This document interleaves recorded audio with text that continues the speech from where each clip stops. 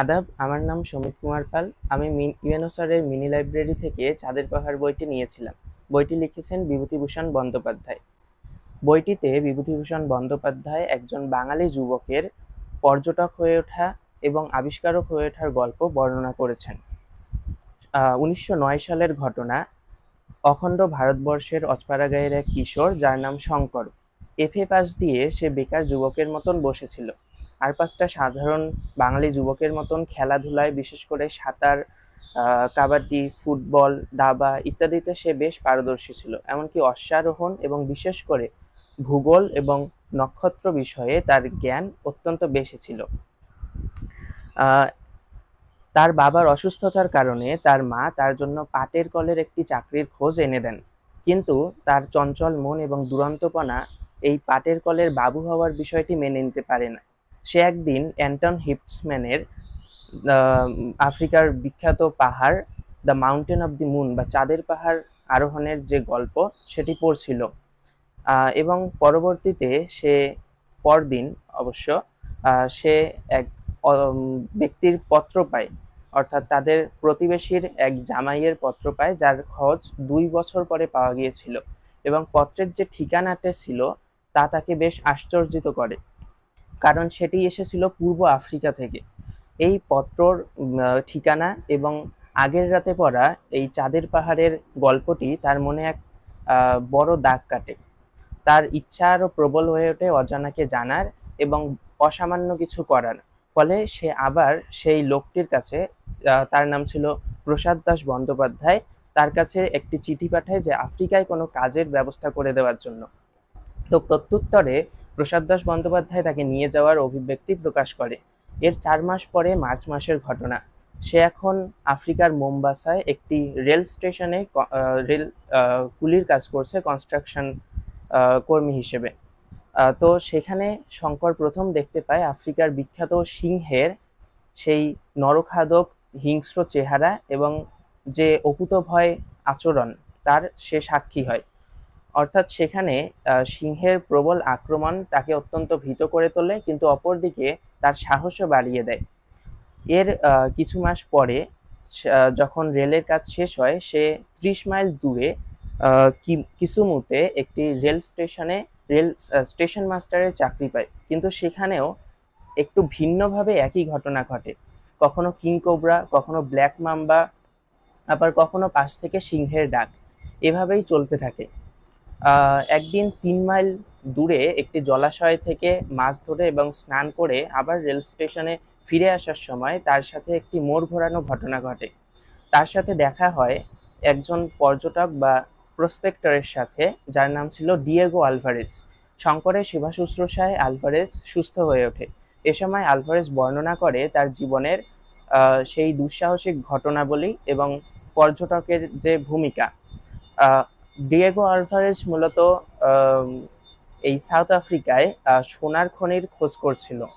তো এ সময় তার সাথে দেখা হয় জিম কার্টার এবং ডিয়েগো আলভারেজ ভ্রমণ পথে যখন একটি জুলু উপজাতির আবাসস্থলে বাস করছিল, তখন তারা একটি ক্রিস্টাল পাথর বা একটি বড় হীরকখণ্ড পায়, এবং সেখানে জুলুর উপজাতির রাজা তাদের বলেন যে রিক্টার্সভেল পর্বতে বা এখানে, বা রিক্টার্সভেল পর্বত না বললেও সেই পর্বতের হদিশ বলে দেন যেখানে এগুলো পাওয়া যায়। কিন্তু সাথে এটাও বলেন যে সেখানে এক আসলে তাদের অন্ধবিশ্বাস ছিল যে সেখানে এক দৈত্য থাকে, যাকে তারা বুনিপ বলতো বা জুলু ভাষায় ডিঙ্গোনেকও বলা হতো। তো জিম কার্টার এবং ডিয়েগো আলভারেজ এটাকে অস্বীকার করে সেখানে যাত্রা শুরু করলো। ধীরে ধীরে বন জঙ্গল আরো ঘন হয়ে আসলো। তাদের অভিযানে বিভিন্ন পর্যায়ে বিভিন্ন ঘটনার সম্মুখীন হলো। তো এভাবে তারা এক নদীর তীরে পৌঁছালো, যেখানে একদিন তারা খুব অদ্ভুতভাবেই একটি হলুদ হীরের সন্ধান পায়। তাদের আকাঙ্ক্ষা আরো বাড়তে থাকে, কিন্তু এমন সময় একদিন জিম কার্টারেরও মৃত্যু হয় সেই বুনিপের হাতে। জিম কার্টার তাকে শয়তান বলে অভিহিত করেন। তো সেখানেই তখন ডিয়েগো আলভারেজের যাত্রা শেষ হয়। আবার সে যাত্রা শুরু করে এবং এই যাত্রায় সে প্রায় মুমূর্ষু অবস্থায় শঙ্করের সাথে দেখা হয় তার, যেখানে শঙ্কর তার প্রাণ রক্ষা করে। তো এরপর কিছুদিন সেবা শুশ্রূষার পর ডিয়েগো আলভারেজ আবার যখন পর্যটনে যাওয়ার চেষ্টা করেন, তখন তার সঙ্গী হয় শঙ্কর। এরপর শঙ্করকে অ্যাসিস্ট্যান্ট করে তারা আবার হীরের খনির সন্ধানে বের হয়। এখানে শঙ্কর বিভিন্ন অভিজ্ঞতার সম্মুখীন হয়। যেমন তারা প্রথমে মুয়ানজা এবং টাঙ্গানিয়াকা হয়ে আলবার্টভিল সহজে পৌঁছায় এবং সেখান থেকে সানকিনিভেল্ডে পৌঁছায়। সানকিনিভেল্ড হয়ে তাদের উদ্দেশ্য ছিল রোডেসিয়া এবং এঙ্গোলার দিকে যাওয়া। এখানে তারা পয়জন ইভ গাছ এবং শঙ্কর বিভিন্ন ধরনের পোকামাকড়ের দেখা পায় এবং একসময় একটি নেশাজনক গাছের কবলে পড়ে জ্ঞানও হারায় এবং অসুস্থ হয়ে পড়ে।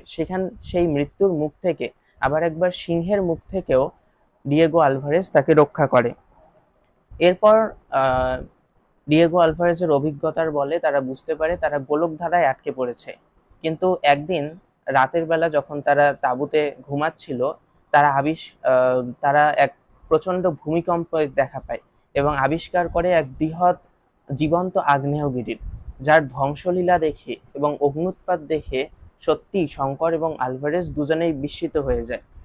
এই যাত্রাপথে প্রত্যেকটি প্রাকৃতিক দৃশ্য, প্রত্যেকটি ঘটনা বিভূতিভূষণ বন্দ্যোপাধ্যায় খুব সুন্দরভাবে ব্যাখ্যা করেছেন, উপস্থাপন করেছেন, যা সত্যি আকর্ষণীয়। এরপর তারা চলতে থাকে এবং একটি গ্রানাইট পাথর এবং বলতে গেলে একটি পাথুরের স্থানে পৌঁছায়। যদিও তাদের কাছে মনে হয়েছিল তারা এখানে আর আগে কখনো আসেনি, কিন্তু তবুও সেটি গোলকধাঁধাই ছিল এবং এখানে দুর্ভাগ্যজনকভাবে ডিয়েগো আলভারেজেরও জীবন অবসান ঘটে ওই বুনিপের হাতে বা অচেনা জন্তুর হাতে। এরপর শঙ্করের পথ একাই চলতে হয়। শঙ্কর এতদিন ডিয়েগো আলভারেজের সাথে থেকে বিভিন্ন অভিজ্ঞতা, সাহস অর্জন করে এবং নিজে চলার প্রেরণাও অর্জন করে।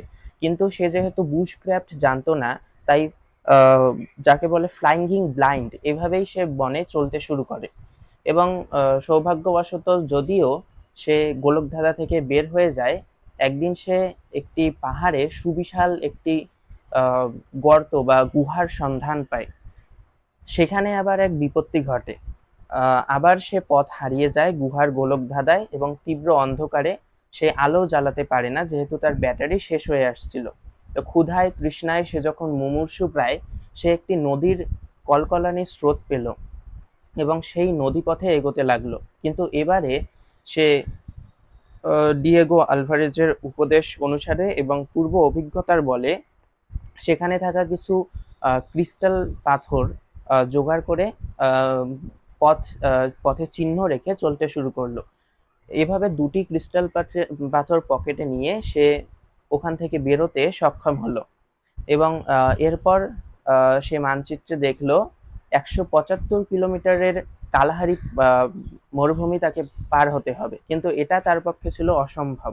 এটা যে কোনো মানুষের পক্ষে, সাধারণ মানুষের পক্ষে কোনো পানীয় খাদ্য ছাড়া প্রায় অসম্ভবই বলা চলে। কিন্তু সে ডিয়েগো আলভারেজের মানচিত্রে একটি শর্টকাট পথ পেল, যেটা ধরে কিছু উতুইও সে পাবে, অর্থাৎ যেখানে পানি সংগৃহীত থাকে। এ পথে চলতে থাকলো সে। আবার সে একটি গুহা দেখা পেল যাকে কররলব বলা হয়। সেখানে সে একটি কঙ্কাল পেল। কঙ্কালটি ছিল আত্তিলিও গালিলির। এই কঙ্কালের পরিচয় এবং তার সম্পর্কে সে জানতে পারলো আত্তিলিও গাল্লির সেই মৃত্যুর পূর্ব মুহূর্তে লেখা চিঠি থেকে, যেখানে গাল্লি লিখেছিল যে সে মৃত্যুর আগে ওই অদ্ভুত প্রাণীটির দেখা পেয়েছিল, কিন্তু তার হাতে মশাল থাকায় প্রাণীটির হাতে তার ক্ষতি হয়নি। এবং শঙ্কর যেই পাহাড়ে গিয়েছিল, যেই গুহার মধ্যে সে অবস্থান করেছিল, সেটি আসলে ছিল হীরার খনি, যেটি শঙ্কর বুঝতে পারেনি, যেহেতু সে দিগ্ভ্রান্ত এবং হতবিহ্বল ছিল। পরবর্তীতে আত্তিলিও গাত্তিকে সমাধিস্থ করে এবং তার বুট থেকে 4টে হীরকখণ্ড পেয়ে সে আবার যাত্রা শুরু করে এবং এবারে সে বনের সীমানা পার হয়ে রোডেসিয়ার পথে যাত্রার পথে চিমানিমানি পর্বতের পাদদেশে এসে পৌঁছায় এবং সেখানে আরোহণ শুরু করে। কিন্তু শঙ্করের পায়ে কিছু আঘাত থাকায় এবং সে অত্যন্ত জীর্ণ ক্লান্ত হয়ে পড়ায় আর চলতে পারে না এবং খাবার পানীয় জোগাড় করতে পারে না। ফলে রাতে তাকে তার প্রতীক্ষায় থাকে হায়না, নেকড়ে এবং কোয়োটের দল। কখন সে মৃত্যুবরণ করবে সেই প্রতীক্ষায়। আবার দিনের বেলা তার মাথায় ওড়ে শকুনের এক ঝাঁক। কিন্তু সৌভাগ্যক্রমে সেখান থেকে অজ্ঞান হওয়া শঙ্করকে রক্ষা করে একদল জরিপকারী সংস্থার একদল লোক। তারপর সে সলসবেরি শহরে পৌঁছায়, অর্থাৎ তার গন্তব্যে সে পৌঁছে যায়। অর্থাৎ ভাগ্যক্রমে সেই যাত্রায় শঙ্কর বেঁচে যায় এবং একজন বিখ্যাত পর্যটকে পরিণত হয়। সেখানে সে সেই আগ্নেয়গিরিকে ডিয়েগো আলভারেজের স্মরণে মাউন্ট আলভারেজের নামে আখ্যায়িত করে এবং 4টে হীরকখনি সে বিক্রিও করে। এরপর 2টি হীরকখনি নিয়ে বাড়ি ফেরে, কিন্তু তার আগে সলসবেরি মিউজিয়ামের এক প্রখ্যাত প্রাণীবিদ ডক্টর ফিটজেরাল্ডের কাছে কাছ থেকে চিঠি যোগে সে জানতে পারে যেই প্রাণীটির বর্ণনা শঙ্কর দিয়েছিল সেটি হতে পারে কোনো গরিলা প্রজাতির বৃহৎ আকার এবং লাজুক প্রজাতির প্রাণী, যে ঘটনা বিশেষে স্থানকাল বিশেষে হিংস্র হয়ে উঠতে পারে এবং সে অত্যন্ত বলশালী। এভাবেই এক বাঙালি যুবক বিশ্ববিখ্যাত পর্যটক হয়ে ওঠে এবং একটি বৃহৎ আগ্নেয়গিরির আবিষ্কারকও হয়। যদিও সে হীরকখনিরও আবিষ্কারক ছিল, কিন্তু সেটি সে কারো কাছে প্রকাশ করে না। এই বইয়ের বিভূতিভূষণ বন্দ্যোপাধ্যায়ের বাক্যালঙ্কার এবং ঘটনাগুলির বিবরণ এবং ধাপসমূহ যে কোনো বইপ্রেমিককে সত্যি আকর্ষণ করবে এবং মুগ্ধ করবে। এই ছিল আমার এই বই সম্পর্কে একটি ছোট্ট রিভিউ এবং বর্ণনা। ধন্যবাদ।